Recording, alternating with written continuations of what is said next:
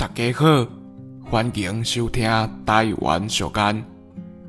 今仔日要甲大家介绍的俗谚是十月豆，肥甲无块头。嘛会使讲十月豆，肥甲不见头。这句话内底的豆，讲的是豆仔鱼。伫咧旧历10月祭开小雪的前后，台湾的渔民会当伫家己布地迄块犁仔掠到豆仔鱼。这个时阵的豆仔鱼数量上济，佮生甲真好食款。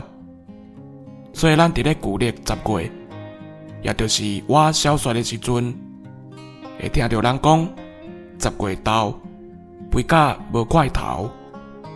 若是有机会，大家拢爱趁这时来食豆仔鱼哦。以上，感谢收听。